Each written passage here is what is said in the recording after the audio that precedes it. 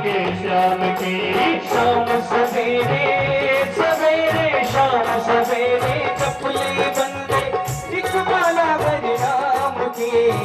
सीता जी के राम हो एक माला को श्याम गले में वीराने राधा जी के राम की और राधा जी के श्याम की। शाम सवेरे जपले बंदे शाम सवेरे भूषित करान्नवनीरदाभात् पीताम्बराय नमः। ध्यायामि पुष्पं समर्पयामि यं प्रव्रजबभूत हृदयं मुनिमानतोऽस्मि। श्री सुखदेवाय नमः। व्यासाय नमः। ध्यायामि पुष्पं समर्पयामि सर्वोपचारा समर्पयामि दीपं दर्शयामि।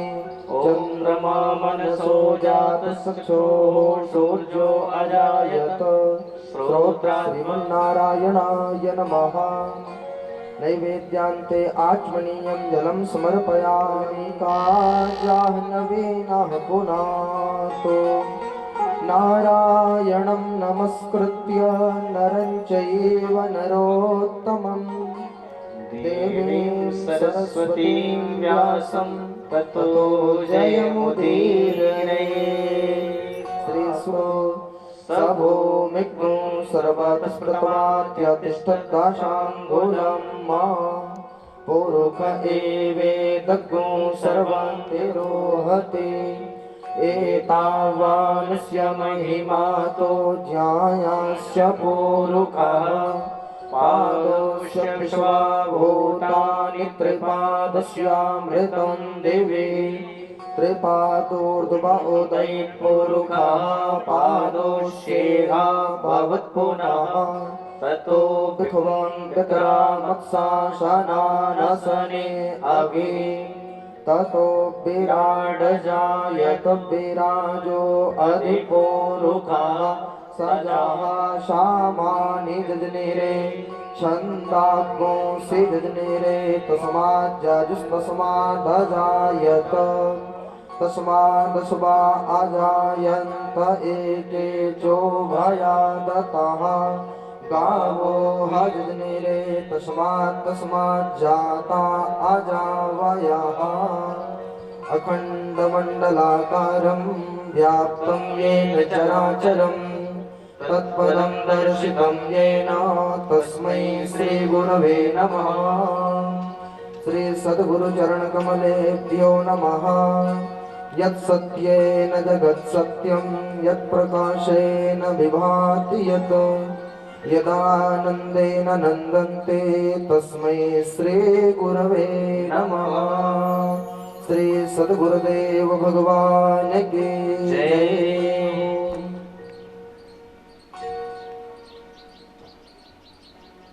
ततः आरतिक्यम् आप सभी आरती पापियों को पाप से है तारती थी। भागवत भगवान की है आरती।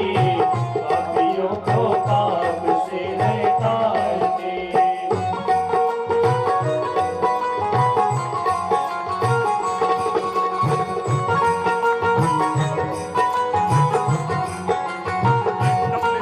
ये अमर ग्रंथ ये मुक्ति पंथ ये पंचम वेद निराला नव ज्योति जगाने वाला। हरि नाम यही हरि धाम यही हरि नाम यही हरि ध्यान यही। जगती मंगल की आरती पापियों को पाप से है तारती। श्री भागवत भगवान की है आरती। पापियों को पाप से है तारती।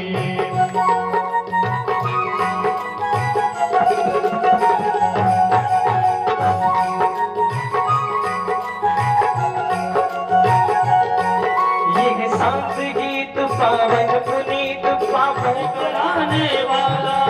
ये सुख करनी ये दुख हरनी ये सुख करनी ये दुख हरनी। श्री मधुसूदन की आरती ये मधुर बोल सदपंथ बोल सन्मार्ग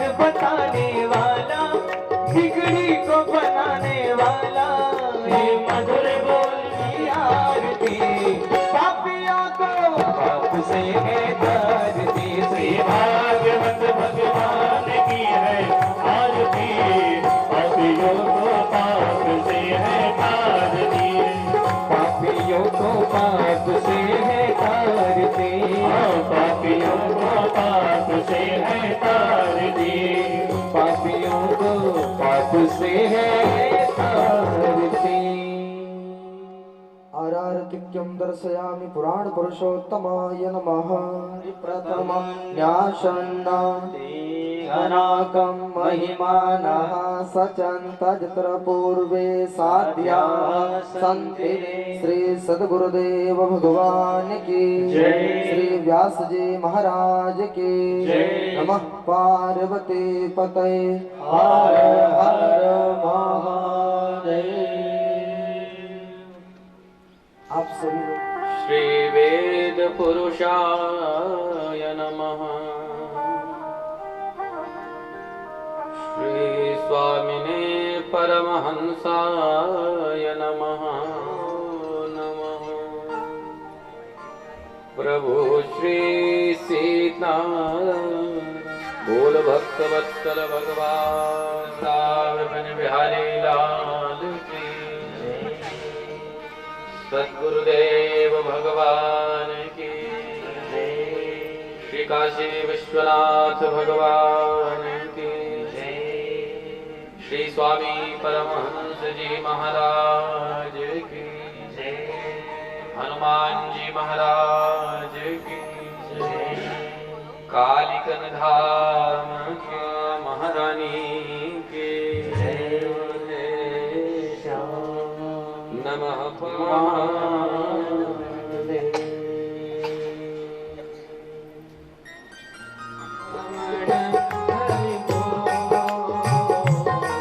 जय जय राधा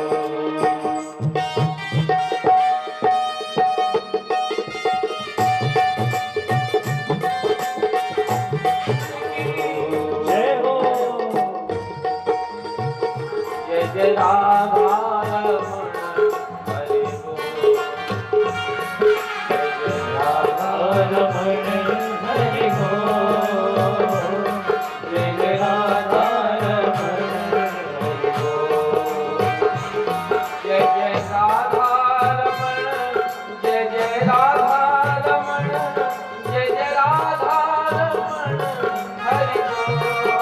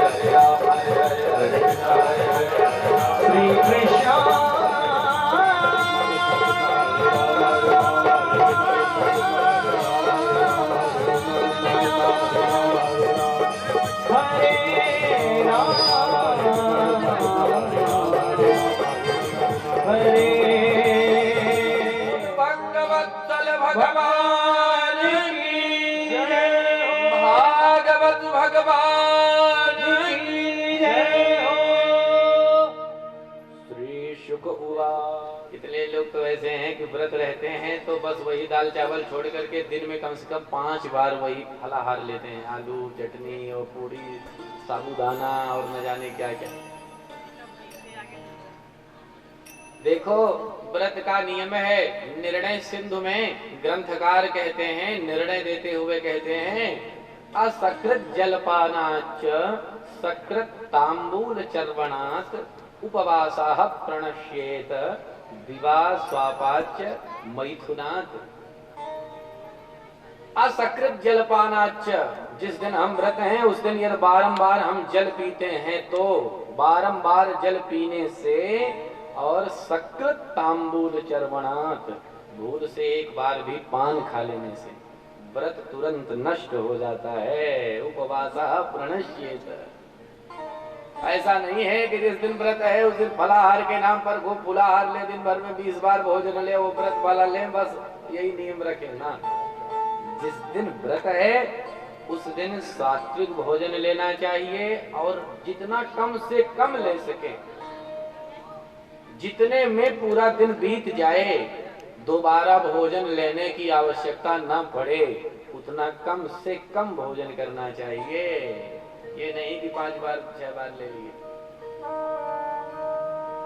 व्रत जिस दिन है यदि उस दिन डकार आ जाए तो व्रत नष्ट हो जाता है। इसलिए ऐसी मात्रा में भोजन लेनी चाहिए, आहार लेना चाहिए कि डकार ही ना आने पाए। बाबानंद कैसा व्रत करते हैं, वो भी जिस दिन व्रत रहते हैं वो उस दिन बढ़िया दूध पीते हैं, काजू बादाम मिश्री मेवा छानते हैं। बोले नाना इस चक्कर में मत रहना। फिर क्या खाते हैं बाबा? सुखदेव स्वामी कहते हैं एकादश्याम निराहार, आहार नहीं लेते हैं, निराहार व्रत करते हैं बाबा।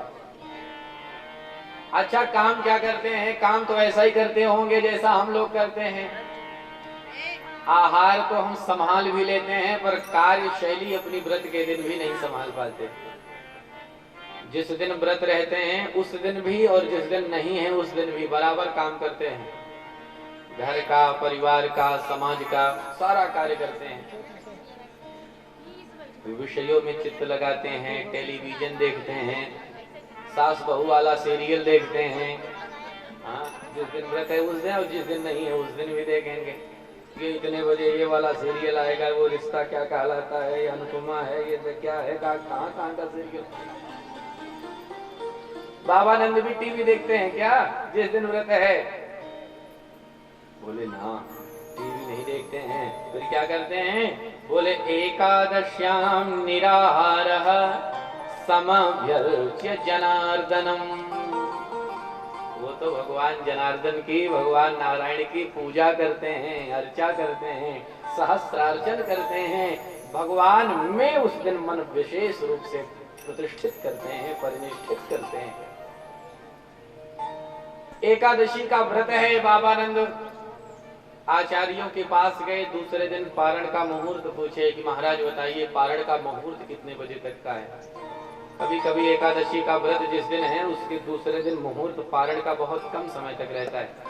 जैसे आज के ही दिन पारण का जो मुहूर्त था वो सवेरे 8:30 बजे के आसपास तक ही था। ऐसे 8 से 8:30 बजे के बीच में कुछ पंचांगों में था। तो वैसे ही बाबानंद गए पूछने के लिए, तो ब्राह्मणों ने, आचार्यों ने कहा महाराज पारण का मुहूर्त तो बहुत सवेरे तक का है, सवेरे 6:30 बजे तक का है। कौन खड़े हो गए बाबा के, अरे राम राम, सवेरे उठते हैं, स्नान करते हैं, संध्या करते हैं, नियम करते हैं, पूजा पाठ करते करते तो वैसे ही समय बहुत बीत जाता है। 4 घंटा 5 घंटा का तो इसमें ही निकल जाता है। और यदि पारण समय से नहीं कर पाए तब तो हमारा पूरा का पूरा व्रत ही नष्ट हो जाएगा। इसलिए क्या बताएं, समय से पारण करना है। लौटे भागे घर आए और परामर्श किया आचार्यों से, निर्णय किया कि नित्य जितने समय पर सवेरे सो करके उठते हैं कल उस समय से थोड़ा सा और पूर्व उठ जाएंगे और पहले जाग जाएंगे और पहले जाग करके संध्या कर लेंगे और फिर भगवान का चरणोदक लेकर के व्रत का पारण कर लेंगे और फिर उसके पश्चात सारा नियम अपना जप पूजा पाठ वो बाद में संपादित करेंगे। ऐसा सोच करके बाबा नंद शयन किए और सवेरे शीघ्र उठना है, सवेरे शीघ्र उठना है, सवेरे शीघ्र उठना है, यही सोच करके सोए थे। रात में आधी रात को ही बाबा की नींद खुल गई। कभी कभी आपने देखा होगा कि सवेरे जल्दी उठना है, जल्दी उठना है, यदि यह सोच कर सोए हैं तो रात में सही से नींद नहीं आती। रात में 3-4 बार नींद खुलती है और ये लगता है सवेरा हो गया, घड़ी देखे तो अरे राम भी तो 1 बज रहे हैं। फिर से सोए, थोड़ी देर बाद उठ गए, अरे सवेरा हो गया, देखे तो अरे भी 2:15 बज रहे हैं। ऐसा होता है। सवेरे की खटपट बाबा के अंदर चल रही थी। उस हलचल के नाते, खटपट के नाते आधी रात को ही बाबा की नींद खुल गई। दौड़े भागे बाहर निकल करके आए। बाहर देखते हैं बाबा नंद चारों तरफ चंद्रमा का प्रकाश शुक्ल पक्ष की उस रात्रि में व्याप्त था। बाबा को ऐसी प्रतीति हुई कि यह तो सूर्य का प्रकाश है, लगता है सूर्योदय होने वाला है। राकेश प्रकाश देख करके घूम रहा था और घूमते घूमते मेरी दृष्टि पृथ्वी पर पड़ी। एक कुरूप महात्मा जा रहे थे, देखने में भी दिव्यांग थे। किसी तरह घूम करके बेचारे किसी तरह पैर रख करके चल रहे थे। दिव्यांग थे, कुरूप थे। जो मैंने महाराज जी को देखा तो अपने सौंदर्य, अपनी संपत्ति, अपने स्वरूप के अभिमान में मैंने महाराज जी का अपमान करना प्रारंभ कर दिया।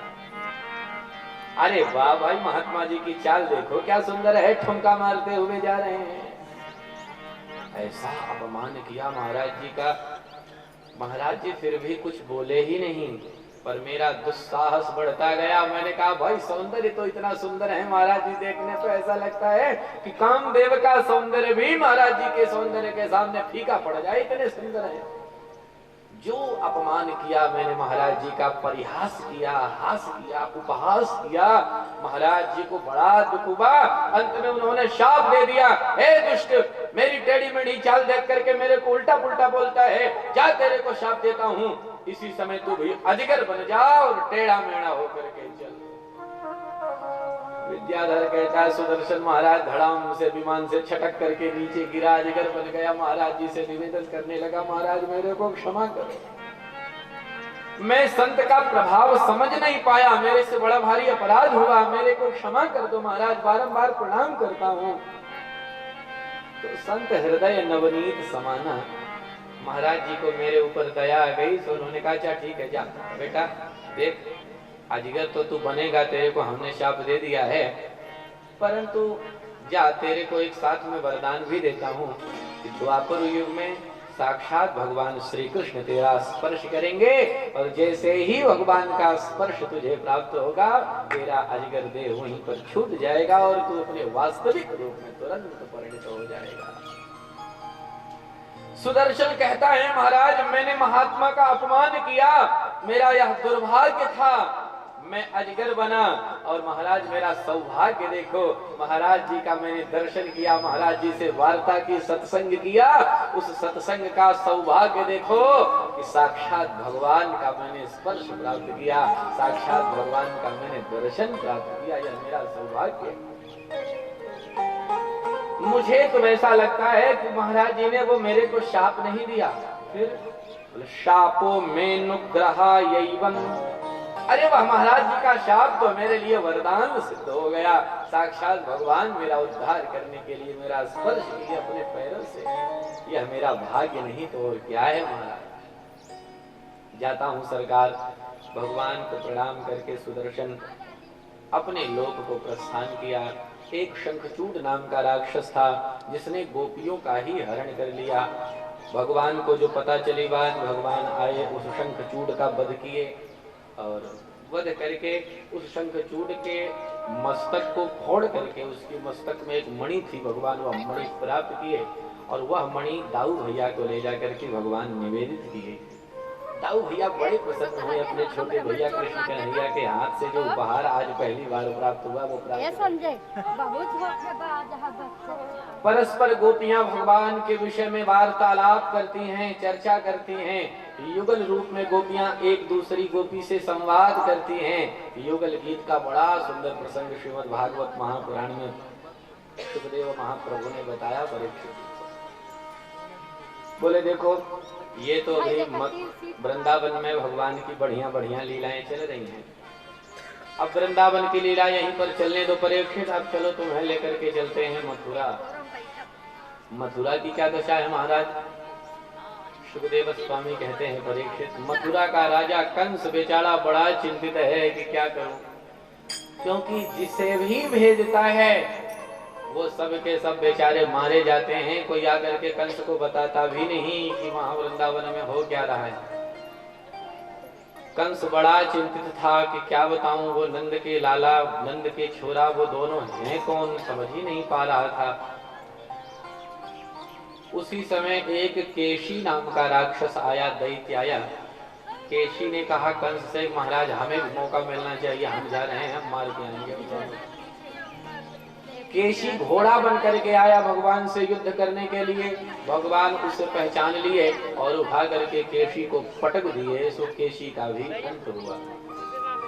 जमुना जी के तट पर केशी का भगवान ने वध किया। जहां भगवान ने केशी को मारा था, जमुना जी के किनारे उस घाट का नाम ही केशी घाट बन गया, आज भी विद्यमान है। सिंहासन छोड़ करके कंस दौड़ पड़ा और अक्रूर जी से पहले हाथ मिलाया। गृहीत्वा पाणिना पाणिं ततो क्रूरमुवाच। अक्रूर समझ ही नहीं पा रहे, कल तक दुष्ट सही से बात भी नहीं करता था, आज दौड़ करके हाथ मिला रहा, गले मिल रहा, क्या बात है भाई। स्वार्थी जब आपके फायदे की ज्यादा बात करने लगे, जब आपका लाभ ज्यादा गिनाने लगे, आपको ज्यादा सम्मान देने लगे, कल तक जो बात नहीं कर रहा था ज्यादा चरणों में गिरकर नमस्कार प्रणाम अभिवादन करने लगे, तो सावधान हो जाना चाहिए कि इसका कोई बहुत बड़ा लाभ है। अक्रूर जी ने देखा कल तक तो बात ही नहीं करता था सही से, आज दौड़कर हाथ मिला रहा है, क्या बात हो सकती है। अक्रूर जी ने पूछा महाराज आदेश करिए, क्यों बुलाए हैं। कंस ने कहा अरे भैया अक्रूर, वास्तव में हम तुम्हें वृंदावन भेजना चाहते हैं। क्यों महाराज। कंस ने कहा हम यहाँ मथुरा में एक बहुत बड़ा मेला लगवाएंगे और उस मेला में विविध भांति का आयोजन है। हमारा जो पुराना वाला धनुष है, उस धनुष को भी देखने के लिए दूर दूर से राजा महाराजा आएंगे, धनुष का दर्शन होगा, मल्ल युद्ध होगा, बड़े बड़े पहलवानों की लड़ाई होगी, बहुत बड़ा मेला लगेगा, कुवलया पीठ हाथी का दर्शन कराया जाएगा। देखो भैया उस मेला में दूर दूर से सारे लोग आएंगे, ब्रजवासी भी तो हमारे ही हैं, हमारी प्रजा है। वो ब्रजवासी यदि नहीं आ पाए, वृंदावन के लोग नहीं आ पाए तो हमारे हृदय को बहुत पीड़ा होगी। इसलिए हम चाहते हैं उस मेला में सबके साथ साथ हमारे वृंदावन के लोग भी उपस्थित रहें। इसलिए जाओ तुम ब्रज चले जाओ, वृंदावन चले जाओ और वृंदावन से हमारे ब्रजवासियों को, हमारे वृंदावन वासियों को सबको यहाँ मेला में बुला करके आहूत करके लाओ साथ में। और देखो भूल मत जाना, नंद के साथ साथ जो नंद के दो पुत्र हैं, कर रहा है अनुग्रह ही कर रहा है। कंसो बतात्याकृत मेत्यनुग्रहम् द्रक्षेंघ्रि पद्मं प्रहितो मुना हरे। कंस के द्वारा किए गए अनुग्रह के नाते आज मैं भगवान का दर्शन प्राप्त करूंगा। पर एक बात को सोचता हूं तो मन मेरा भयभीत हो जाता है कि कंस ने मेरे को भेजा है, कहीं यह सोचकर मेरे प्यारे मेरे को दर्शन ही ना दे। एक राक्षस ने, एक अधर्मी ने मेरे को भेजा है, मेरा संबंध उस कंस से है, कहीं यह जान करके भगवान मेरे को दर्शन ही ना दे। यदि ऐसा हो जाएगा तो मैं क्या करूंगा। सोच ही रहे थे, अचानक अक्रूर जी की परिक्रमा करते हुए मृगों का झुंड चला गया। सामने से मृग दिखाई पड़े, दाहिनी तरफ होकर के मृग चले गए। अक्रूर जी मृगों को देख करके रथ पे नाचने लगे। अरे देखो ये शुभ संकेत है, मृगों का झुंड मार्ग में दिखाई पड़ा है, सुंदर सुंदर शुभ शुभ संकेत हो रहे हैं। इसका मतलब मेरे प्यारे पक्का मुझे आज दर्शन देंगे। भक्त वांछा कल्पतरु हैं, भला भक्त को दर्शन नहीं देंगे, ऐसा कैसे हो सकता है भाई। यदि भगवान दर्शन देंगे तो भगवान होंगे कैसे।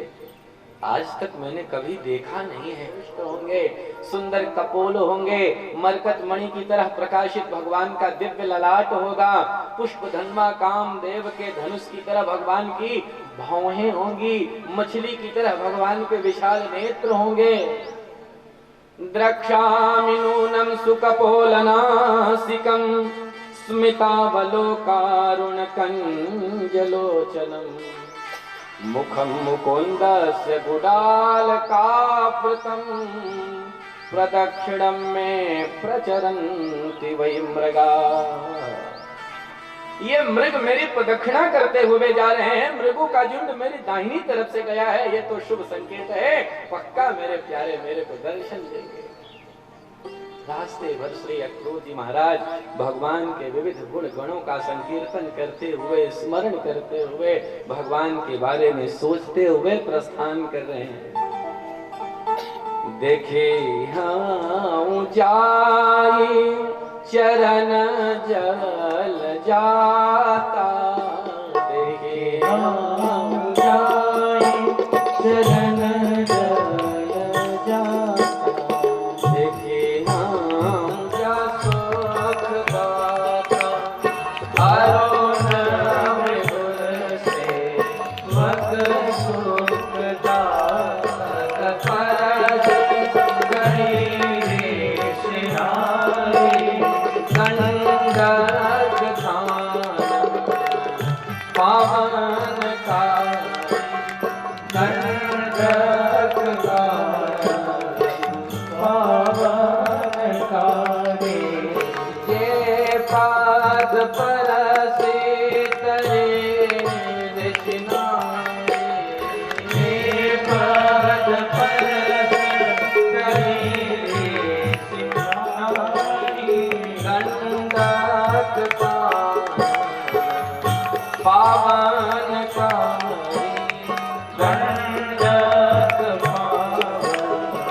पावन कारे, ये पद जनक सुता बुलाए, ये पद जनक सुता कपट कुरंग संग धर पाए, कपट कुरंग संग धर पाए, हर भोर सर सरोज पद जे, हर भोर सर सरोज पद जे,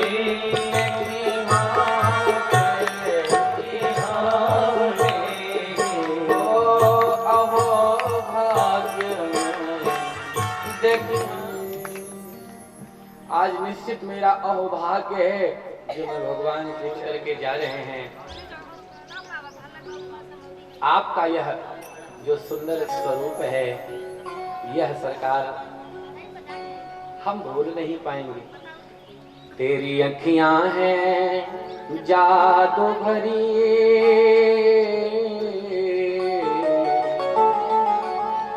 तेरी अखियां हैं जादू भरी, बिहारी जी में कब से खड़ी, अखियां हैं जादू भरी, बिहारी जी में कब से खड़ी, तेरी अखियां हैं जादू भरी, अखियां हैं जादू भरी, बिहारी।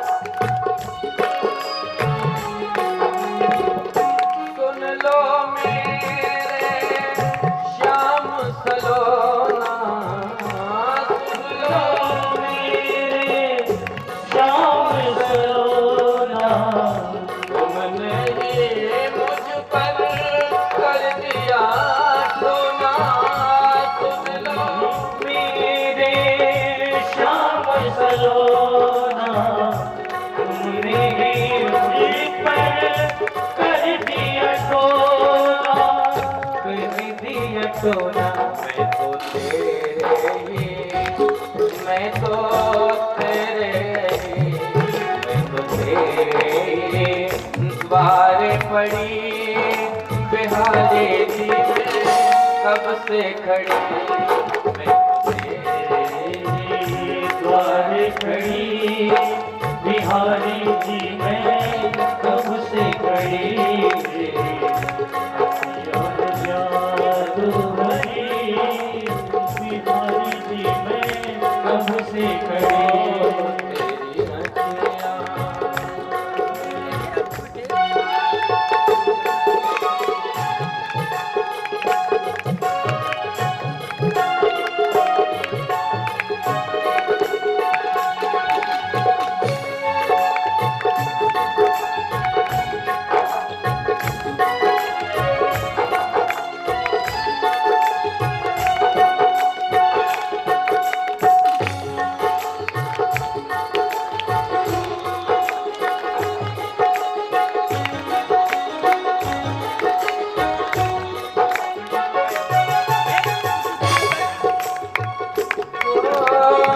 तुम सा ठाकुर और न पाया। तुम सा ठाकुर और न पाया। तुमसे ही मैंने नेह लगाया। तुम सा ठाकुर और न पाया। नेह लगाया। मेरी अखियाँ, मेरी अखियाँ, मेरी अखियाँ तुम्हीं से लड़ी बिहारी जी में कब से खड़ी। अखियाँ तुमसे लड़ी बिहारी जी मैं कब से खड़ी। मेरी अखियाँ है जादू भरे बिहारी जी में कब से खड़ी। अखियाँ जादू भरी बिहारी जी में कब से खड़ी।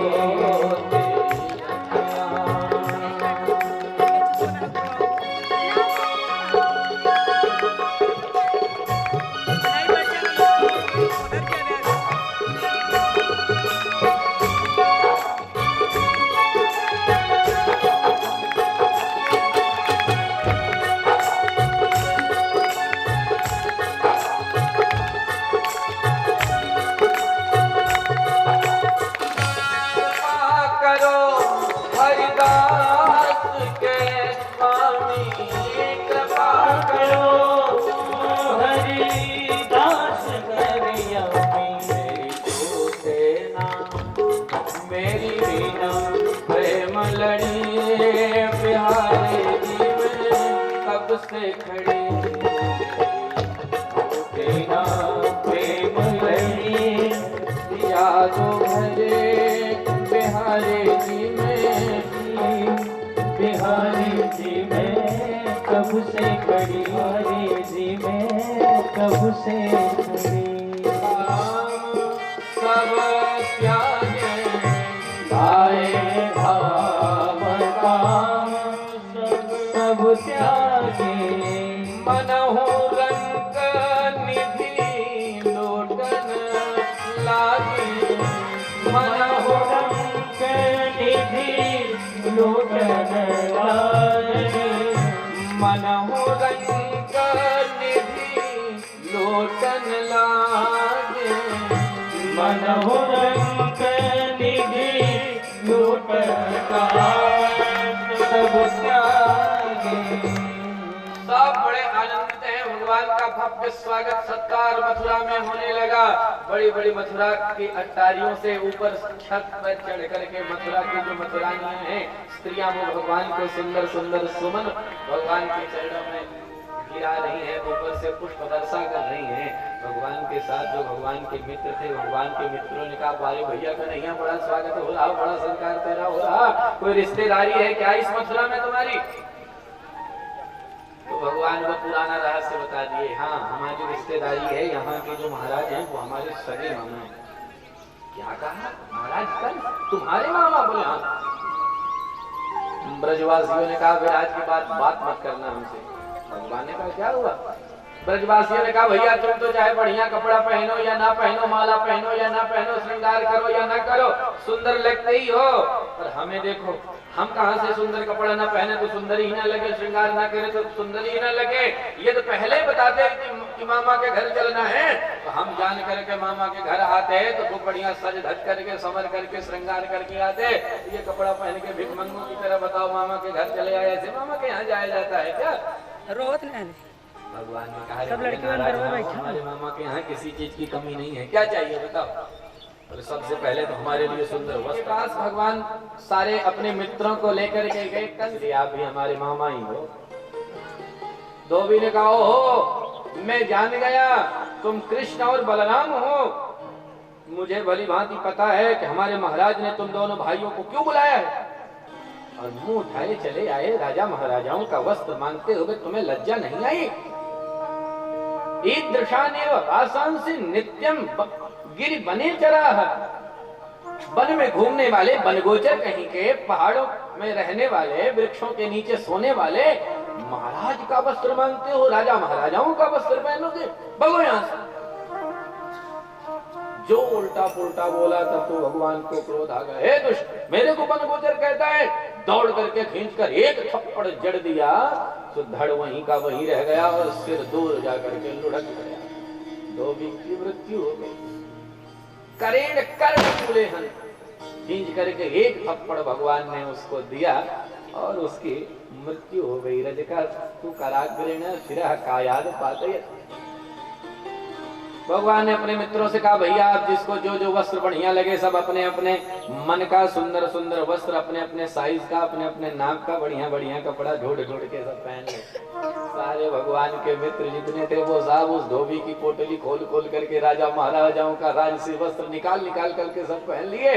भगवान ने कहा चलो अब सब ब्रजवासी भगवान के साथ चल पड़े। भगवान ने कहा अब तो किसी चीज की कमी नहीं है।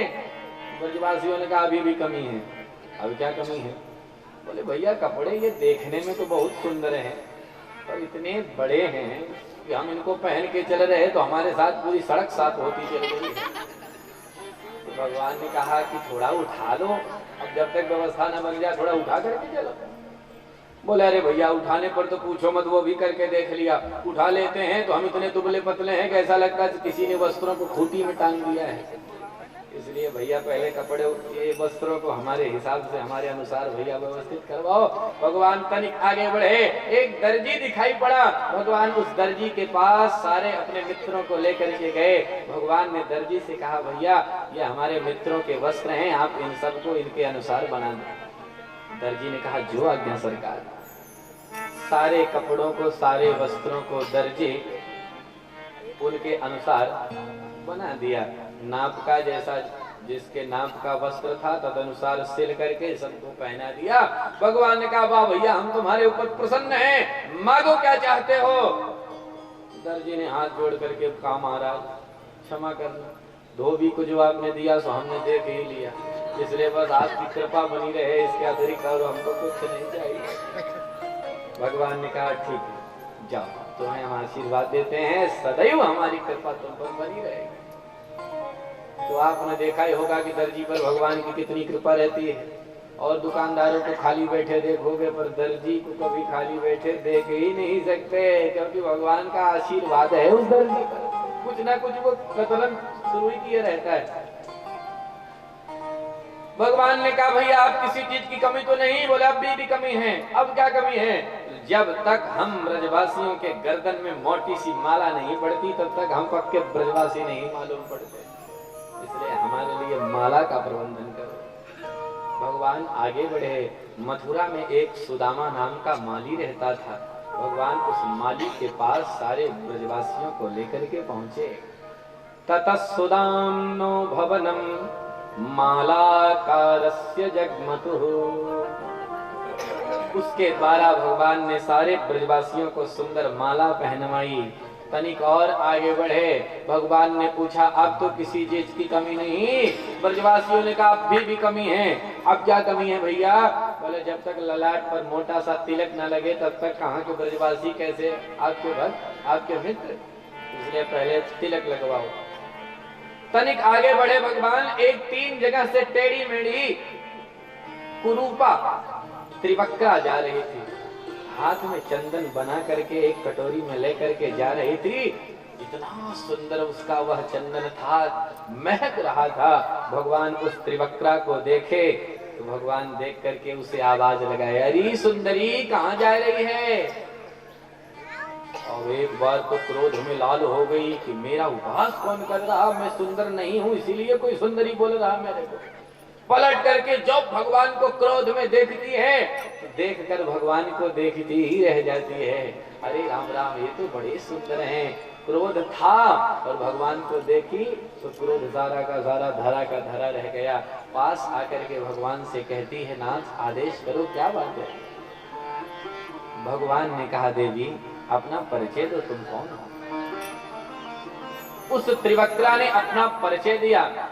उसने कहा, महाराज सुनिए, दास्यस्म्यहं सुंदर कंस सम्मता त्रिवक्र नामा ह्यनुलेप कर्मणि मद्भावितं भोजपते अति प्रियं विना युवां कोन्यतमस्तदर्हति।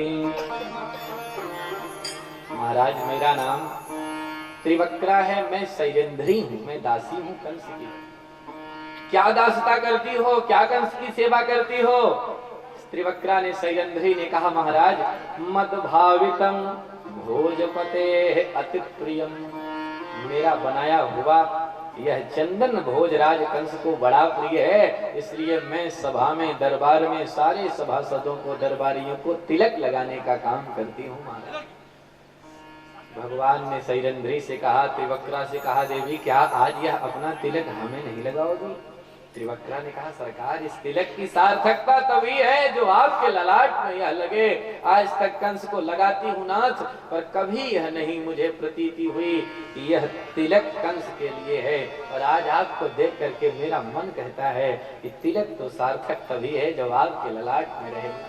बिल्कुल लगाओ। सारे मित्रों को तिलक लगवाया, फिर उस शैलेंद्री ने भगवान को भी तिलक लगाया। जो भगवान को तिलक लगाया, भगवान के मित्रों ने भगवान से कहा, हे कृष्ण, अरे तू तो बड़ा पक्षपाती है। भगवान ने कहा, क्या हुआ। बोले, जिससे तूने कुछ लिया उसको कुछ ना कुछ दिया, पर इस त्रिवक्रा को, इस शैलेंद्री को तो तूने कुछ दिया ही नहीं, तिलक अलग से लगवा लिया। भगवान ने कहा, देखो मैं इसको क्या देता हूँ। भगवान उस शैलेंद्री के पास पहुंचे, त्रिवक्रा के समीप गए। 3 जगह से टेढ़ी मेढ़ी बेचारी किसी तरह खड़ी है। भगवान उसके पैरों पर अपना पैर रख दिए, अपने पैरों के अंगूठे से भगवान उस शैलेंद्री के पैरों का अंगूठा दबाए। एक हाथ भगवान उसके मुख के नीचे लगाए। जितने ब्रजवासी थे सब ठहाका मार के मुस्कुराए। दाऊ भैया ने कहा, अरे बारे कन्हैया, तू भी 3 जगह का टेढ़ा मेढ़ा त्रिवक्र है, ये भी 3 जगह की टेढ़ी मेढ़ी त्रिवक्रा है। गजब की जोड़ी तुम दोनों की बन गई भैया। सब हंस रहे थे, मुस्कुरा रहे थे, प्रसन्न हो रहे थे। कोई कुछ समझ पाता, सोच पाता, इससे पहले ही मुकुंद स्पर्शनात् सद्यः बभूव प्रमदोत्तमः। एक भगवान ने ठोकर मारी तो 3 जगह की टेढ़ी मेढ़ी एकदम सीधी हो गई। कुरूपा थी एकदम सुरूपा बन गई। बोल भक्तवत्सल भगवान की जय हो। एकदम सुरूपा बभूव प्रमदोत्तमा। अब तो मथुरा वाले साहब भैया परस्पर चर्चा करने लगे, अरे वो देखो उस छोरे को 3 जगह की टेढ़ी मेढ़ी जन्म जन्मांतर की कुंवरी को एकदम सुरूपा बना दिया। अरे बलवान ही नहीं, वो तो जादूगर भी है, जादू जानता है। देखो कैसी जादूगर को ठीक कर दिया। हाथ जोड़ कर त्रिवक्रा ने कहा, नाथ अब मेरे घर चलो, वाला मेरे को मारने के लिए। सुखदेव स्वामी कहते हैं, परीक्षित ऐसी स्थिति उस कंस की हो गई है कि पूछो मत। आसीनः संविसंस्तिष्ठन् भुञ्जानः पर्यटन महीम चिंतयानो ऋषिकेशं अपश्यत् तन्मयं जगत्। बैठा है तो भी, खड़ा है तो भी, घूम रहा है तो भी, कोई भी कार्य कर रहा तो चिंतयानो ऋषिकेशम, भगवान ऋषिकेश का चिंतन कर रहा। अवश्य तन्मयम जगत, चारों तरफ भगवान को ही देख रहा है। ऐसी दशा है उस कंस की।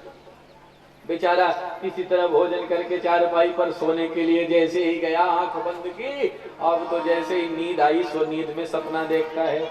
स्वप्ने प्रेत परिश्वंगः हरयानम निषादनम, सपने में देख रहा है बड़े बड़े भूत प्रेत पिशाच दौड़े भागे आए हैं और कंस का आलिंगन कर रहे हैं। बेचारा सिर मुड़ा करके गधे पर बैठकर दक्षिण दिशा की यात्रा कर रहा, उठ करके बैठ जाता। ये कैसा सपना दिखाई पड़ रहा। जब जब सोता है तब तब इसी तरह का सपना देखता है। पश्यन मरण संत्रस्तो निद्राम लेभे न चिंतया, स्थिति यह हो गई कि चिंता के कारण, भगवान के चिंतन के कारण निद्रा ही नहीं आई। रात भर बेचारा जागता ही रहा। सवेरा हुआ, सब तैयार हुए। कंस ने मल्ल युद्ध का आयोजन किया है। रंगशाला में मल्ल युद्ध की व्यवस्था बनाई है। बड़े बड़े पहलवान बुलाए गए हैं युद्ध करने के लिए।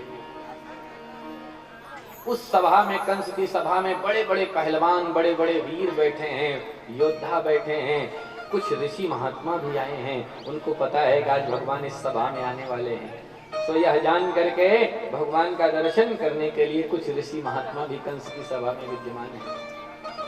बाबा नंद सारे गोपक वालों को लेकर के पहले से ही विद्यमान है, बैठे हैं। और देवकी वसुदेव भी वहां पर बैठाए गए हैं। देवकी वसुदेव को इसलिए बैठा दिया था कंस ने कि देखो तुमने हमसे झूठ बोला, अब तुम्हारे बच्चों को कैसे हम मारते हैं, अब वो तुम अपनी आंखों से देखो। और इधर दाऊ भैया के साथ भगवान श्री कृष्ण सुसज्जित हुए, अक्रूर चाचा के साथ रथ पर रथस्थ हुए, आरूढ़ हुए। रथ लेकर के अक्रूर जी महाराज आगे बढ़े। कंस के उस रंगशाला के दरवाजे पर जैसे ही रथ पहुंचा, एक कुबलया पीड़ नाम का 10,000 हाथियों का बल रखने वाला अकेला हाथी, उस हाथी को मदोन्मत्त करके कंस ने दरवाजे पर खड़ा कर दिया है। कंस ने महावत से कहा था कि देखो जैसे ही वो दोनों बच्चे आए, इस हाथी को एकदम मदोन्मत्त कर दो। और जैसे ही वो दोनों बच्चे आए, हाथी के द्वारा उन दोनों बच्चों का वध कर दो।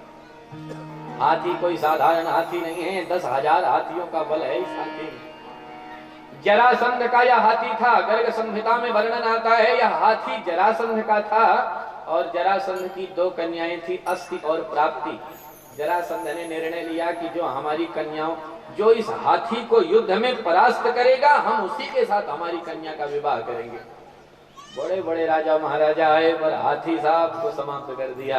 कंस को जब पता चली बात, दौड़ा भागा। कंस मगध आया, जरासंध के दरबार में उपस्थित हुआ। कुबलया पीठ हाथी से कंस ने युद्ध किया और देखते ही देखते हाथी को चित कर दिया, हरा दिया। जरासंध कंस का यह साहस देख करके, यह अद्भुत पराक्रम देखकर बड़ा प्रसन्न हुआ। और जरासंध ने अपनी बिटिया अस्ति और प्राप्ति दोनों का विवाह कंस के साथ कर दिया और दहेज में ये कुबलया पीड़ हाथी भी दे दिया। ये 10,000 हाथियों का बल रखने वाला अकेला हाथी दरवाजे पर खड़ा है। भगवान ने हाथी को देखा। महावत से भगवान ने कहा, अम्बष्ठाम भष्ट मार्गम नौदेह्य पक्रम माचिरम। ए महावत, तुरंत हमें मार्ग दो, हट जाओ आगे से। और यदि आगे से नहीं हटने वाले, नो चेत सकुंजरम त्वाद्य नयामि यम साधनम। यदि सामने से हटोगे नहीं तो तुम्हें तुम्हारे हाथी के साथ यमराज के दरवाजे पर भेज दूंगा, इसलिए तुरंत हटो यहाँ से, भागो।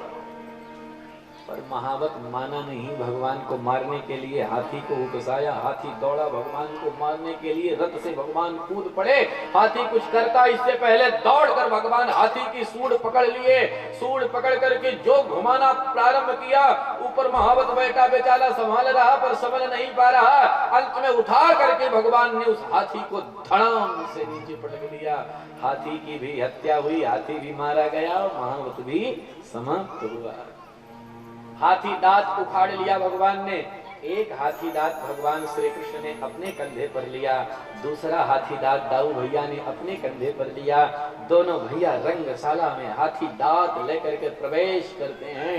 अब तो उस रंगशाला में जितने लोग बैठे हैं उस सभा में सबकी जैसी भावना है वैसे ही भगवान का दर्शन कर रहे हैं। मल्लानाम अशनि नृणाम नरवरः स्त्रीणाम स्मरो मूर्तिमान गोपानां स्वजनो सतां क्षितिभुजां शास्ता स्वपित्रो शिशु। बड़े बड़े जो पहलवान हैं उन्होंने भगवान को देखा तो पहलवानों को भगवान क्या दिखाई पड़े? बोले मल्लानाम अशनि, अशनि माने वज्र। पहलवानों ने भगवान को देखा तो पहलवानों को लगा कोई बहुत बड़ा वज्र प्रवेश कर रहा है इस सभा में। स्वपित्रो शिशु, भगवान के जो पिता बैठे हैं वसुदेव जी हैं, देवकी मैया हैं, बाबा नंद हैं, ये सब जो विद्यमान हैं इनको देख इन्होंने जो भगवान को देखा तो सबको लग रहा हमारा बेटा ही तो है। आ रहा हाथी दांत पता नहीं कहां से उखाड़ लिया, कंधे पर रख के आ रहा है, मेरा बेटा है ये। जिसकी जैसी भावना है वह भगवान को वैसा ही देख रहा है। गोपानाम स्वजनः, गोपक वालों को भगवान दिखाई पड़ रहे हैं। गोपक वालों को लगा हमारा मित्र का नहीं है भाई, बड़ी देर कर दी, चल आजा ऊपर बैठ जा। मधुमंगल आदि को लग रहा मेरा मित्र है, देखो हाथी दांत लेकर के आया, देर कर दिया, अब मजा शुरू होने वाला था फिर भी समय से आ गया, आजा भैया बैठ जा। जो कंस ने भगवान को देखा तो मृत्यु भोजपतेर, कंस को लगा कि मूर्तिमान मृत्यु देवता सामने खड़े हैं, मेरे को ले जाने के लिए आए। विराट विदुषाम तत्वम परम योगिनाम, बड़े बड़े योगींद्र जो आए हैं उनको भगवान परम तत्व दिखाई पड़े हैं। जिसकी जैसी भावना है भगवान उसे वैसे ही दिखाई पड़ रहे हैं। जाकी रही भावना जैसे, भावना जैसे प्रभु मोरते, प्रभु मोरते, प्रभु मोरते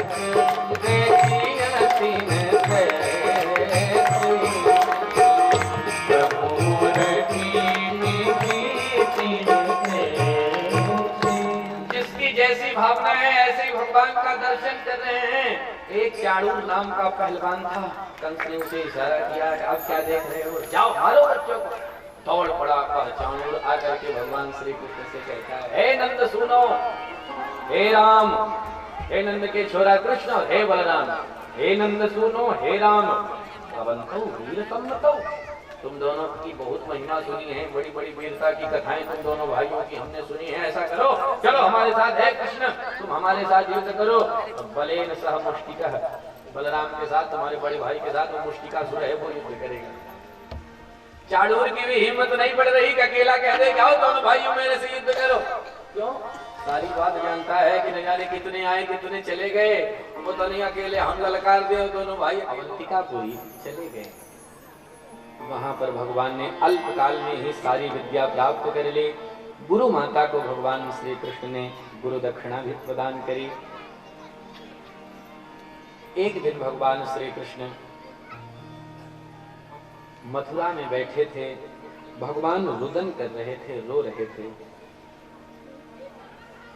उद्धव जी महाराज ने जो भगवान को रोते हुए देखा, उद्धव जी को बड़ा दुख हुआ कि ये क्यों रो रहे हैं, ये तो साक्षात भगवान है, ब्रह्म है, इनको रोने की क्या आवश्यकता आ गई। दौड़े भागे उद्धव जी आए, भगवान से पूछ लिया कि तुम काहे रोते हो।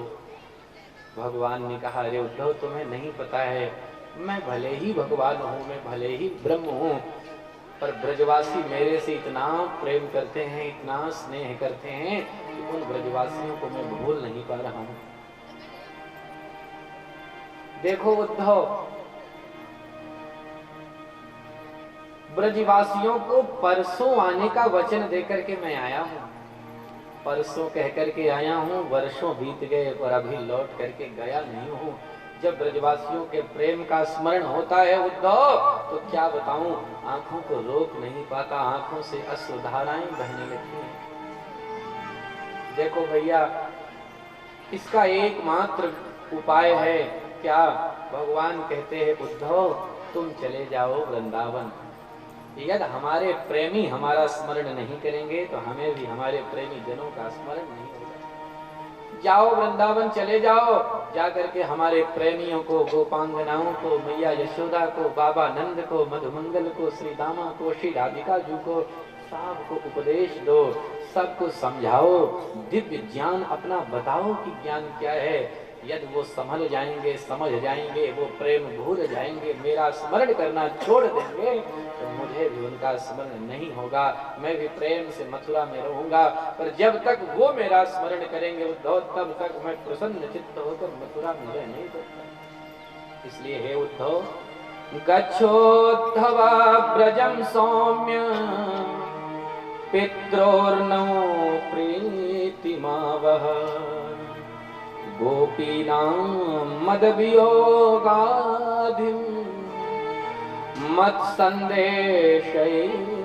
मत्संदेशैर्विमोचय। जाओ जाकर के मेरा संदेश सुनाओ, मेरे दिव्य ज्ञान को गोपियों को बताओ। उद्धव को भगवान कहते हैं तो उद्धव मन ही मन विचार करते हैं कि देखो इनको, मैं इनको भगवान मानता हूँ, मैं इनको मित्र मानता हूँ, ये मेरे सर्वस्व हैं, तो इसका यह दुरुपयोग कर रहे हैं। मेरे ज्ञान को वहाँ कह रहे हैं कि जाओ जाकर के गोपियों को सुना करके आओ। मैं इतना पढ़ा लिखा, वेदांत में निष्ठात हूँ, मैं विद्वान हूँ, वहाँ उन गवारियों को, गोपियों को, ग्वालिनियों को क्या उपदेश करूंगा, क्या समझाऊंगा। वैदिक वाक्यों के को, संस्कृत के महावाक्यों को जब समझाऊंगा, उन महावाक्यों का विस्तृत विवेचन करूंगा। सोहम ब्रह्मा प्रज्ञानम ब्रह्मा अहम ब्रह्मास्मि तत्त्वमसि इत्यादि जो वैदिक महावाक्य हैं, जहत अजहत लक्षणा व्यंजना इत्यादि से जब इनका मैं शोधन करूंगा तो वहां वो गोपियां गंवार क्या समझेंगी। पर ये कह रहे हैं जाने के लिए तो जाना ही पड़ेगा। भगवान कहते हैं उद्धव विचार मत करो, नहीं तो न जाने कब वो गोपियां प्राण त्याग देंगी, कुछ भरोसा नहीं। भैया मुझे तो लगता है कि उनमें से कतिपय गोपियां प्राण त्याग भी चुकी होंगी। यदि जीवित होंगी तो बस एक मात्र अवलंब है, मैं आऊंगा यह बोल करके आया हूँ, इसलिए मेरे वचनों को मान करके ही वो जीवित होंगी, नहीं तो वो जीवित नहीं रह पाएंगे। ताम मन मनस्का मत प्राणा मदर्थे त्यक्त दैहिका मामेव दयितं प्रेष्ठं आत्मानं मनसा गता। उद्धव को भगवान तैयार किए, अपना पीतांबर भगवान उद्धव जी के बाएं कंधे पर रख दिए, अपना मुकुट भगवान उद्धव जी के सिर में लगा दिए, अपना मोर पंख भगवान मुकुट में उद्धव के लगा दिए। अब तो सांवले सलोने श्री उद्धव जी एकदम भगवान श्री कृष्ण की तरह दिखाई पड़ने लगे। अपना रथ भगवान उद्धव को दिए, रथ पर बैठाए, उद्धव को विदा किए, जाओ उद्धव समझा करके आओ गोपांगनाओं को। उद्धव जी महाराज समाचार लिया, मथुरा वासियों का समाचार लिया। जब सबका समाचार मिल गया तो बाबा नंद कहते हैं उद्धव बताओ अब मुझे क्या।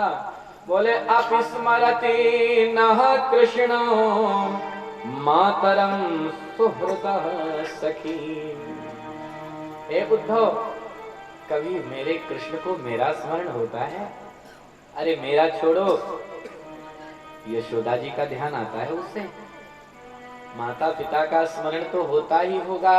अरे उसे उसके सखाओं का, उसके मित्रों का, जमुना तट का, गिरिराज गोवर्धन का, उसकी गायों का, अरे किसी का स्मरण होता है कि किसी का स्मरण नहीं होता? सबको वो कृष्ण का नैया भूल गए। लाला मुझे तो लगता है अरे वह वहां बड़ी प्रसन्नता से है, उसे किसी का स्मरण नहीं होता होगा।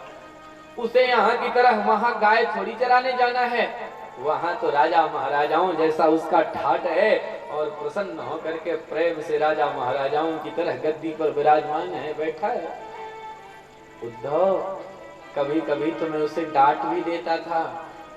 अरे एक बार तो हमारे वृंदावन में आग लग गई, तब तो दौड़ करके वह कृष्ण कन्हैया आया और हमारी रक्षा करने के लिए उसने अग्नि का पान कर लिया, पूरी आग ही पी लिया था।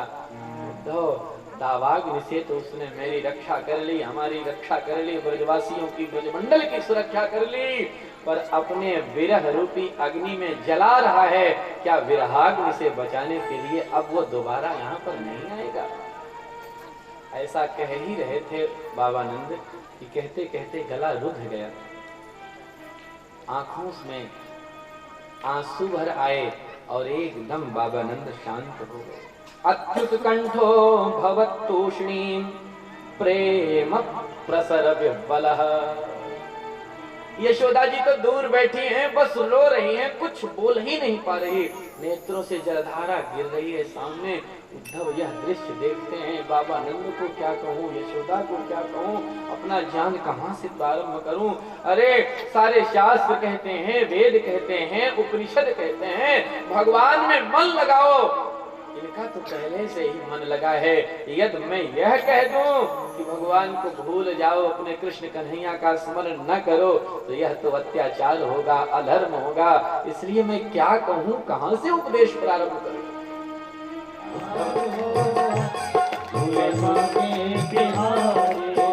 छाए रही अजब बहार हो, छाए रही अजब बहार हो, झूले बाके रही अजब बहार हो, झूले बाके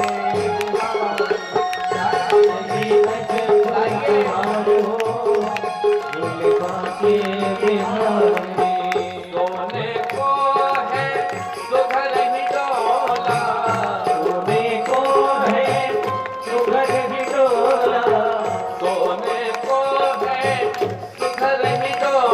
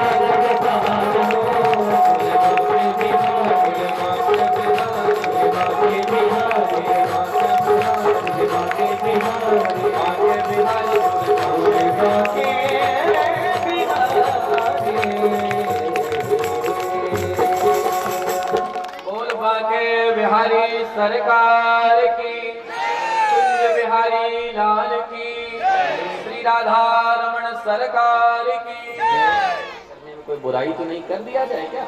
भगवान के भक्त हैं भीष्म जी, भगवान से ही कन्या का विवाह करना चाहते हैं, पर पुत्रों से परामर्श कर रहे हैं। साहब ने कहा हाँ हाँ पिताजी ये तो बहुत अच्छी बात है, परंतु जो भीष्म जी का बड़ा पुत्र है रुक्मी, वह नास्तिक है, नालायक है, दुष्ट है, बोल पड़ा चाहे जो हो जाए, पर उस भगोड़े रणछोड़ कृष्ण से मैं मेरी बहन का विवाह नहीं होने दूंगा। तो किससे विवाह करेगा, कहाँ विवाह करेगा? उसने कहा मैं मेरी बहन का विवाह करूंगा चेदि नरेश दमघोष पुत्र शिशुपाल के साथ संबंध, शिशुपाल के साथ विवाह में मेरी बहन का करूंगा। संबंध पक्का कर दिया हूँ, विवाह भी पक्का कर दिया हूँ। परसों बारात आएगी, पिताजी विवाह की तैयारियों में लग जाओ। और तो बड़ी खटपट हुई, इतनी जल्दी तैयारी विवाह की कौन कर पाएगा? लग गए सब के सब विवाह की तैयारी में। इधर रुक्मिणी महारानी के पास देवर्षि नारद सरकार इत्यादि बड़े बड़े सिद्ध संत आते थे, भगवान की कथा सुना सुना करके जाते थे। जो रुक्मिणी जी को पता चली बात कि मेरा विवाह तो शिशुपाल से होने वाला है, बड़ा दुख हुआ रुक्मिणी महारानी को। भाभियों से परामर्श किया और एक पत्र बनाया। पत्र एक ब्राह्मण को पकड़ाया और ब्राह्मण को सीधा द्वारका दौड़ाया। ब्राह्मण आया द्वारका, द्वारकाधीश को पत्र देकर ब्राह्मण ने कहा महाराज आपका गोपनीय पत्र है। भगवान ने कहा ब्राह्मणों से मेरा कुछ नहीं छिपा है, आप पढ़ करके सुनाओ पत्र में क्या लिखा है। तब वह ब्राह्मण पढ़कर पत्र सुनाते हुए कहते हैं महाराज इस पत्र में रुक्मिणी महारानी 7 श्लोकों में अपने भाव को प्रकट करती हुई कहती है, श्रुत्वा गुणान् भुवन सुंदर शृण्वतां ते निर्विश्य कर्ण विवरैः हरतोंगतापम् रूपं दृशां दृशिमतां अखिलार्थलाभम् द्वय्यच्युता विशति चित्रम पत्रपम् में। हे नाथ रुक्मिणी इस पत्र में लिखती हुई कहती हैं, हे त्रिभुवन सुंदर, हे अच्युत, जब से आपके गुणगण आपकी कथा मेरे कान में पड़ी है महाराज, तब से मेरा मन है कि विवाह आपसे ही है।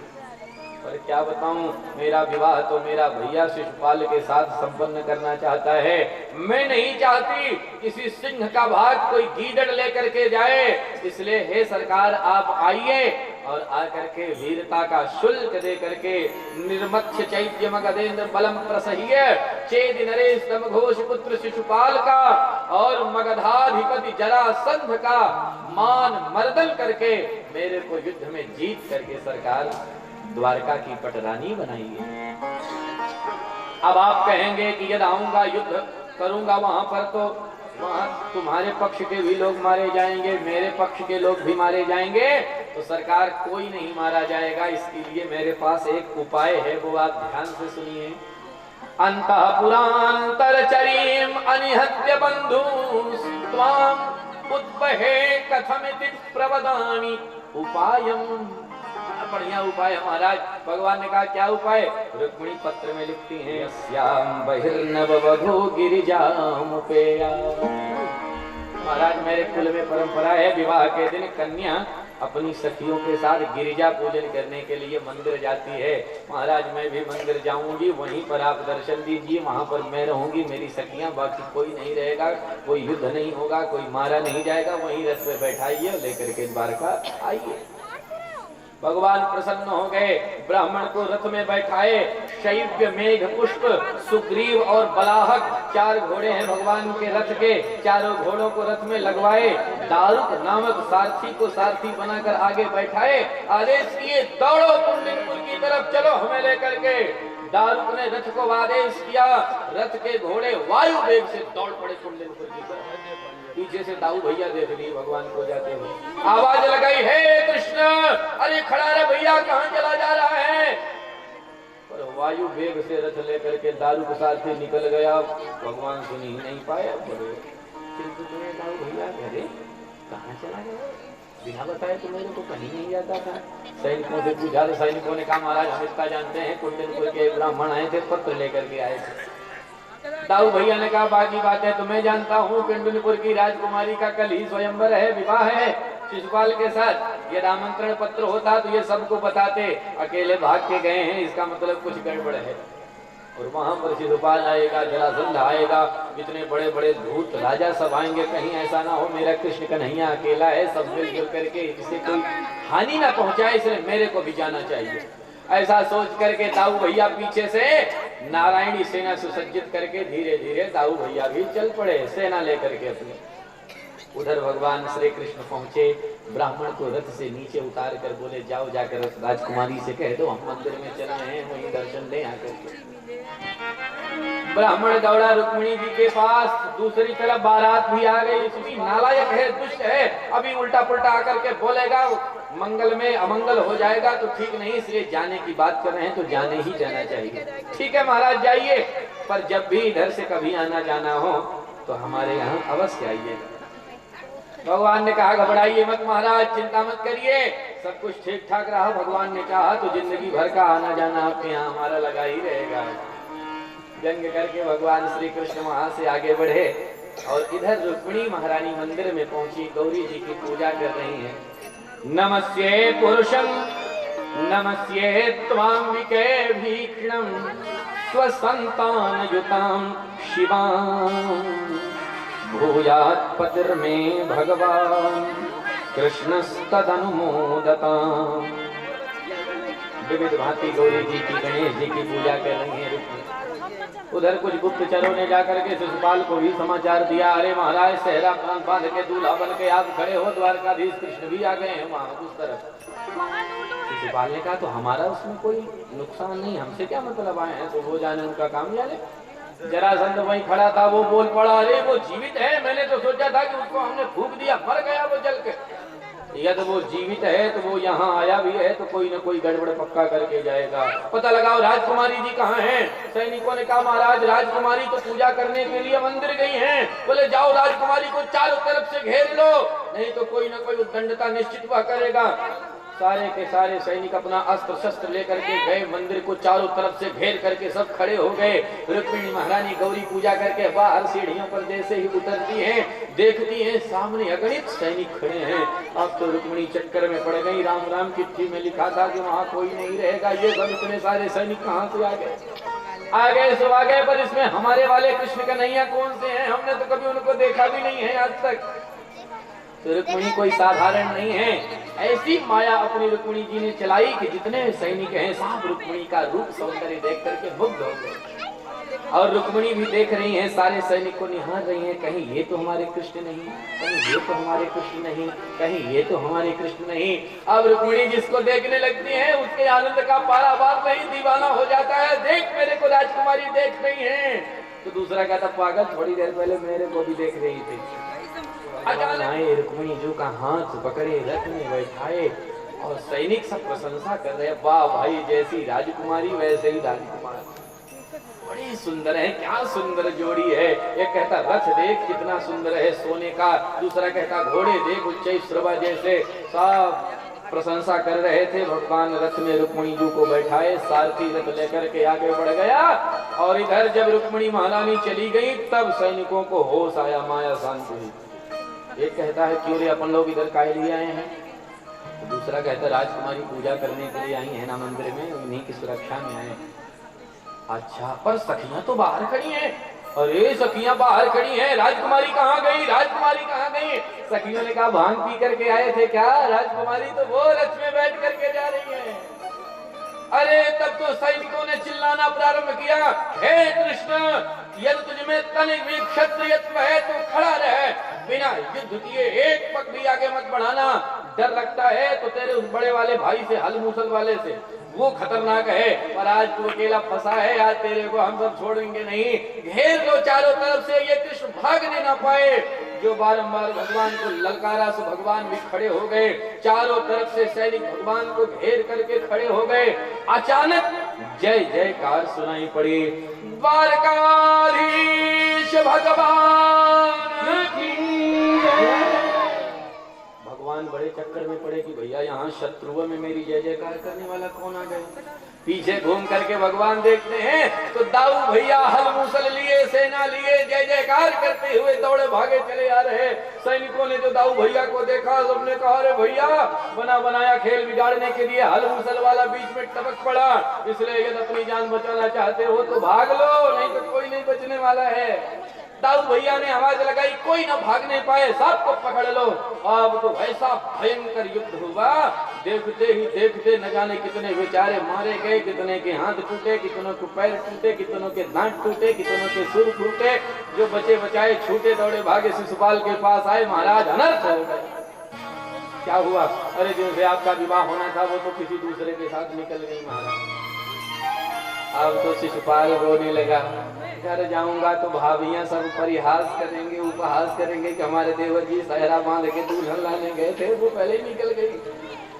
शिशुपाल रोने लगा तो बगल में जरासंध खड़ा था, उसको सांत्वना देने लगा, देखो भाई जय पराजय जीवन में लगी ही रहती है, मैं भी 17 बार हारा हूँ पर तुम्हारे सामने आज खड़ा हूँ कि नहीं खड़ा हूँ, ने हराया। अब शिशुपाल ऊपर से नीचे तक जरासंध को देखे कि हमसे भी बड़े बड़े निर्लज्ज पड़े हैं, 17 बार हारे हैं और छाती ठोक के कहते 17 बार हारा हूँ फिर भी सामने खड़ा हूँ। तो कोई बात नहीं भाई, हम तो एक बार ही हारे हैं। बेचारा बिना दुल्हन की बारात लेकर के लौट गया और इधर भगवान द्वारकाधीश श्री कृष्ण रुक्मिणी महारानी के साथ द्वारका पधारे और द्वारका आकर के भगवान श्री कृष्ण ने विधि विधान के साथ रुक्मिणी महारानी के साथ विवाह संपन्न किया। बोल भक्त वत्सल भगवान की जय। विवाह का दिव्य वातावरण है, आइए हमारे साथ भगवान के दिव्य विवाहोत्सव में सम्मिलित होइए। और साथ में ये आपको बता दें कि आज भगवान के एक विवाह की कथा हुई है और भगवान के कुल विवाह थे 16,108 बनी है। आज दूल्हा बनी श्याम जी, रुक्मिणी आज दुल्हन बनी है। आज दूल्हा बने रुक्मिणी आज दुल्हन बनी, बधाई देवता दे रहे बधाई, देवता दे रहे हैं बधाई, देवता दे रहे हैं बधाई।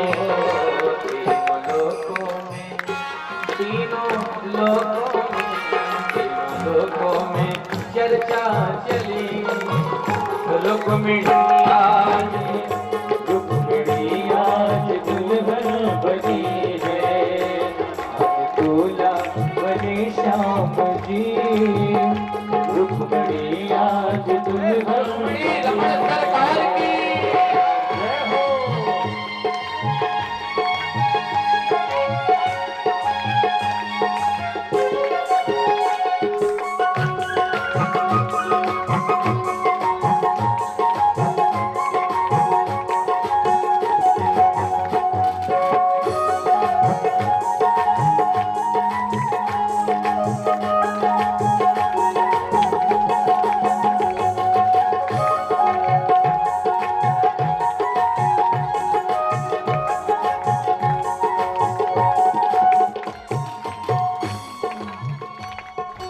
दिव्य श्रृंगार है श्री रुक्मिणी महारानी का। संत ने गाया, उनके पाँवों में पायल बंधे हैं, उनके पाँवों में पायल बंधे हैं, उनके पाँवों में पायल बंधे हैं, उनके पाँवों में पायल बंधे हैं, उनके हाथों में मेहंदी सजे, उनके हाथों में मीना सजे हैं, उनके पाँवों में पायल बंधे हैं, उनके पाँवों में पायल बंधे हैं, उनके हाथों में कंगना सजे हैं। सारी दुनिया में सारी दुनिया आज दुल्हन बनी है, सारी दुनिया में खुशियाँ हुई, रुक्मिणी आज दुल्हन बनी है। आज दूल्हा बने श्याम जी, रुक्मिणी आज दुल्हन बनी है। आज दूल्हा बने श्याम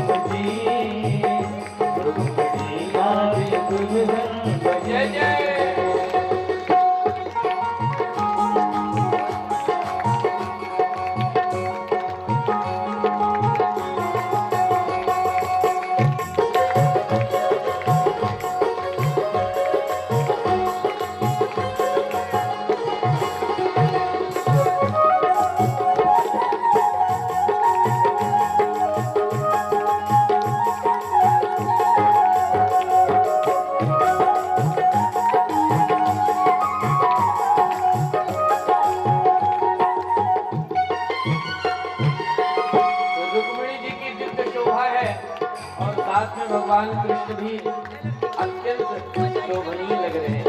संत ने गाया,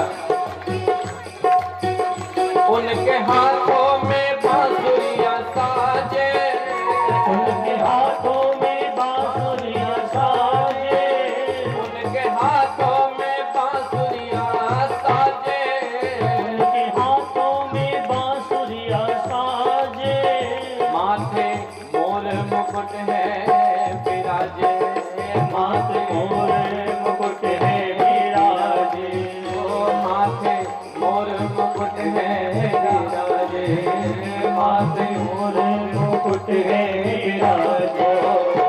ऐसी जोड़ी, ऐसी जोड़ी आज दुल्हन बनी है, ऐसी जोड़ी कहीं नहीं, बड़ी आज दुल्हन बनी है, आज दूल्हा के श्याम जी, रुक्मिणी आज दुल्हन बनी है, आज दूल्हा बनी श्याम जी, रुक्मिणी आज दुल्हन बनी। भक्तवत्सल भगवान की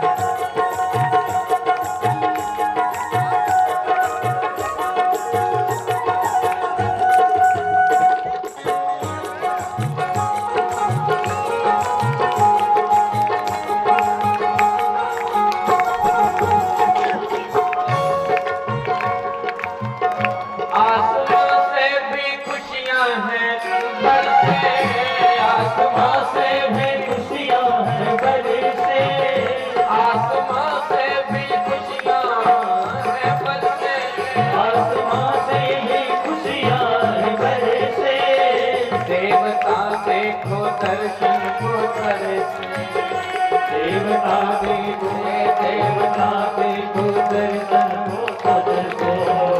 तीनों लोकों में, तीनों लोकों में, तीनों लोकों में चर्चा चली, रुक्मिणी आज दुल्हन बनी,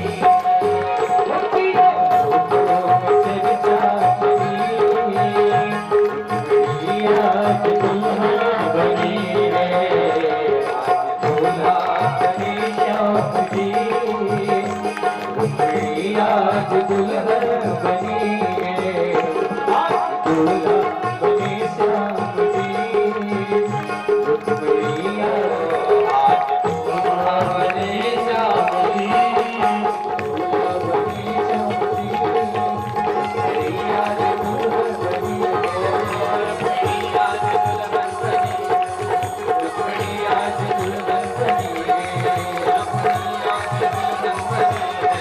रुक्मिणी आज दुल्हन बनी है, रुक्मिणी आज दुल्हन बनी है। रुक्मिणी आज दुल्हन बोल भक्तवत्सल भगवान की, द्वारकाधीश भगवान की, रुक्मिणी रमण सरकार की।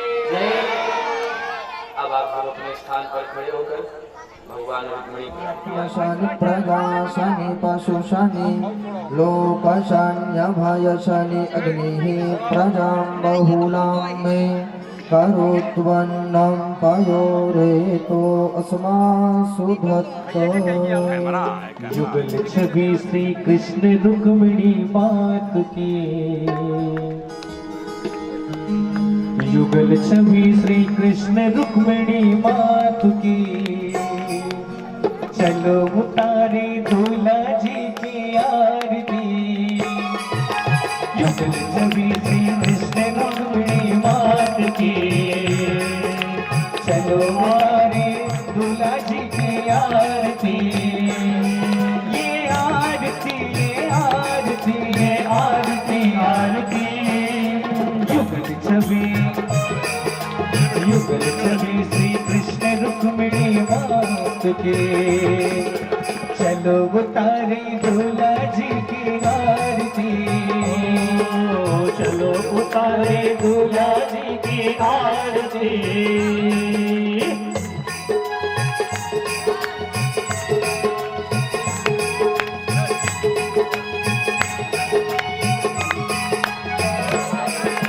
माथे सोहे अरे मौला सोहे शीस पर गल में जंती माल है। माथे सोहे मौला सोहे शीस पर गल में जंती माल है। मौला सोहे शीस पर गल में जंती माल है। जो भी देखे आँख को हो जाए खुशहाल है। जो भी देखे आँख को हो जाए खुशहाल है। ओ सावरे मेरे सावरे, ओ सावरे मेरे सावरे। ये आरती है आरती है आरती आरती। युगल छवि श्री कृष्ण रुक्मिणी मात की मात की।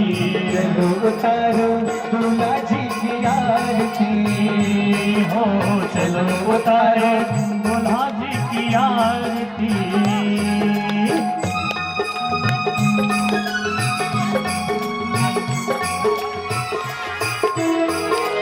दुल्हन बैठी रुक्मिणी मेहंदी दोनों हाथ में। दुल्हन बैठी रुक्मिणी मेहंदी दोनों हाथ में। दुल्हन बैठी रुक्मिणी मेहंदी दोनों हाथ है। उसको क्या कुछ चाहिए सावरिया जब साथ है।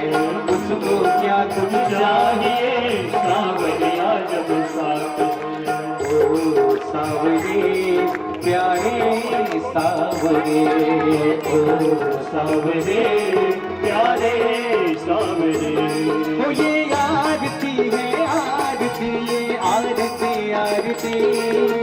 युगल छवि श्री कृष्ण रुक्मिणी मात की मात की। युगल छवि श्री कृष्ण रुक्मिणी मात की ओ मात की। चलो उतारो दूल्हा जी की आरती, चलो उतारो दूल्हा जी की आरती। जय जय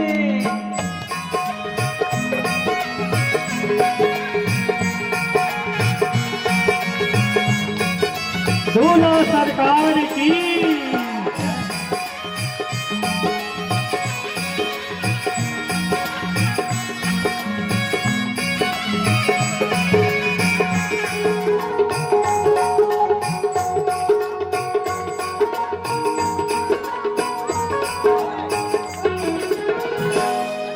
करो कृपा हम भक्त पर यही हमारी कामना।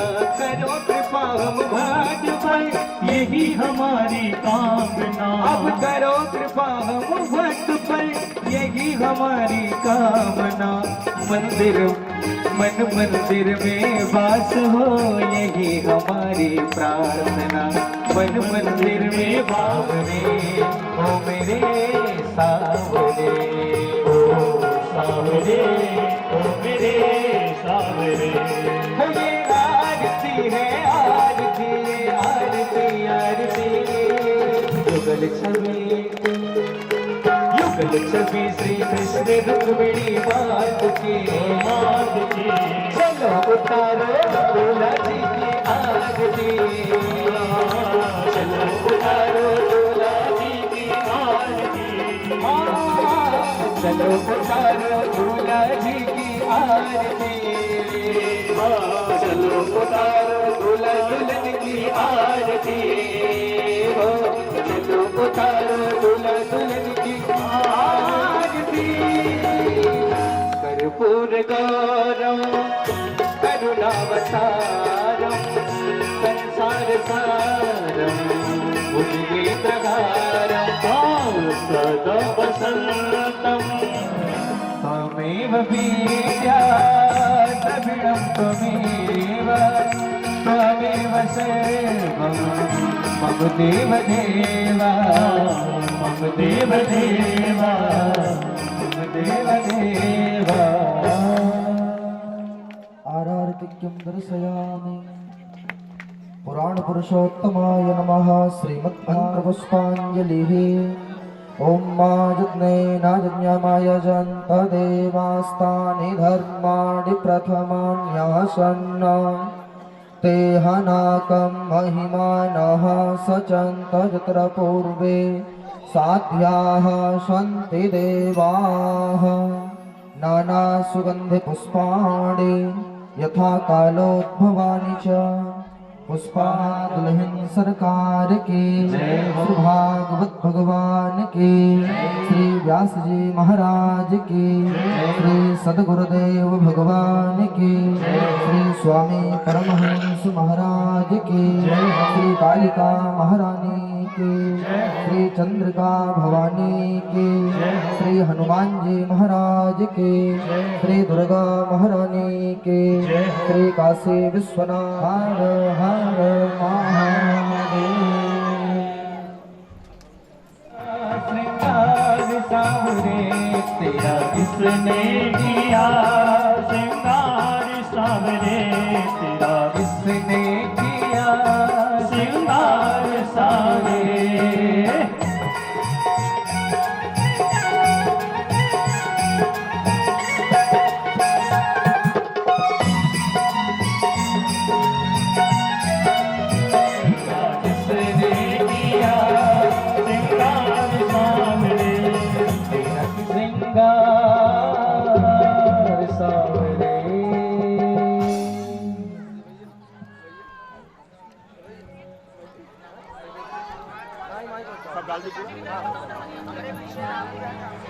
अभी हम आप सभी आचार्य जी के द्वारा पानी ग्रहण संस्कार की विधि को कर रहे हैं।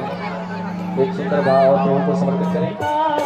सुने न सरकार के कटिले कटार से सुने न सरकार के कटिले कटार से मुकुट सिर मोदिका मुकुट सिर मोदिका मेरे चित चोदिका मेरे नैना नैना सुने न नैना नैना सुने न सरकार के कटिले कटार से सुने न सरकार के कटिले कटार के।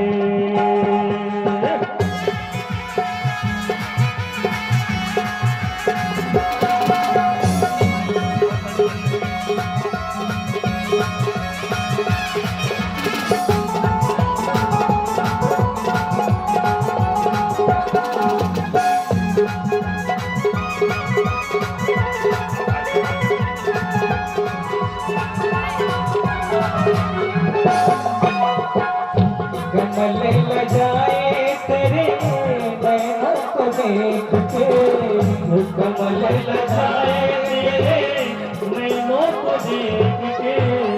हम आराम करना चाहते हैं, आप क्रमशः एक एक करके आते रहें। सुने न नैना नैना सुने न नैना नैना सुने न सरकार के कटिले कटार से सुने न सरकार के कटिले कटार से। मुकुट सिर मोदिका मुकुट सिर मोदिका मेरे चित चोदिका मेरे चित चोदिका। सुने न नैना नैना सुने न नैना नैना सुने न सरकार के कटिले कटार से सुने न सरकार के कटिले कटार से।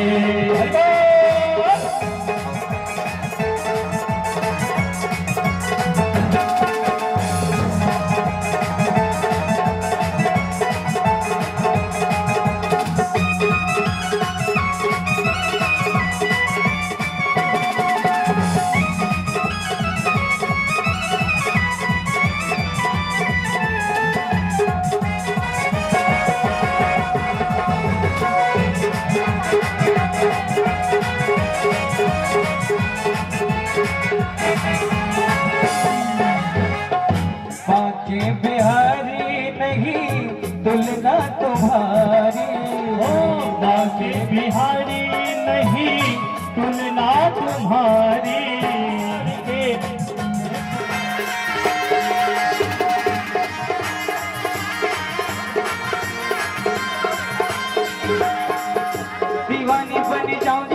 मस्तानी बन जाऊंगी, दीवानी बन जाऊंगी, मस्तानी बन जाऊंगी, दीवानी बन जाऊंगी, मस्तानी बन जाऊंगी, दीवानी बन जाऊंगी, मस्तानी बन जाऊंगी। राधा की दीवानी बन जाऊंगी। दूल्हा सरकार की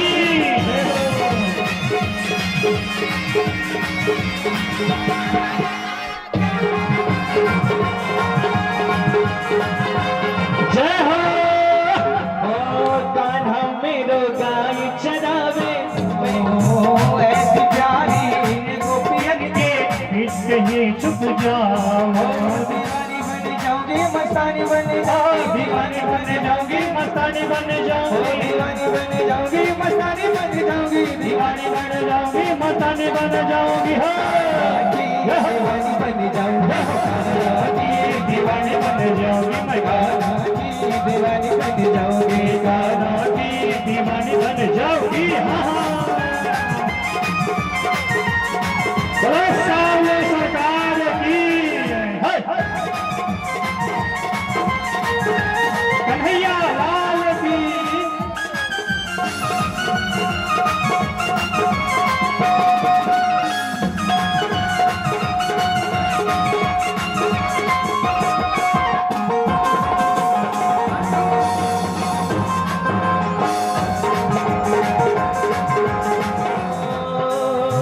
कान्हा मेरो यमुना नहावे, यमुना नहावे, मैं मछली बन जाऊं। कान्हा मेरो यमुना नहावे, मैं मछली बन जाऊं। चरणों से ओ दीवानी बन जाऊंगी, मस्तानी बन जाऊंगी, दीवानी बन जाऊंगी, मस्तानी बन जाऊंगी, दीवानी बन जाऊंगी, मस्तानी बन जाऊंगी, दीवानी बन जाऊंगी, मस्तानी बन जाऊंगी। हाँ दीवानी बन जाऊंगी, कान्हा की दीवानी बन जाऊंगी, मैं कान्हा की दीवानी बन जाऊंगी, कान्हा की दीवानी बन जाऊंगी। हाँ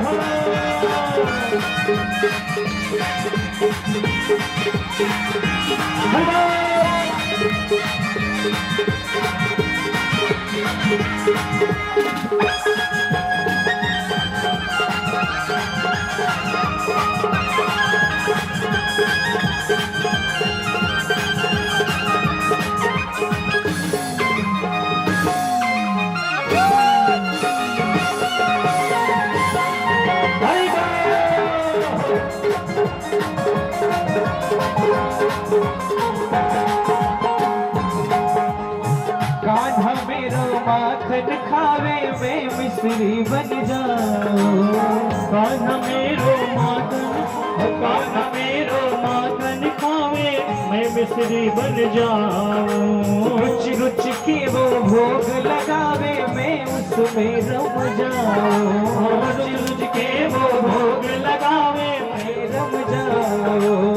रुचि रुचि के वो दीवानी बन जाऊंगी, मस्तानी बन जाऊंगी, दीवानी बन जाऊंगी, मस्तानी बन जाऊंगी, दीवानी बन जाऊंगी, मस्तानी बन जाऊंगी, दीवानी बन जाऊंगी, मस्तानी बन जाऊंगी। हाँ राधा की दीवानी बन जाऊंगी, कान्हा की दीवानी बन जाऊंगी, मैं राधा की दीवानी बन जाऊंगी, कान्हा की दीवानी बन जाऊंगी। बाके बिहारी कंजरारे मोटे मोटे तेरे नजर ना लग जाए, हाय हाय हाय, नजर ना लग जाए, नजर ना लग जाए। बाके बिहारी कंजरारे मोटे मोटे तेरे हाय नजर ना लग जाए, हाय हाय हाय।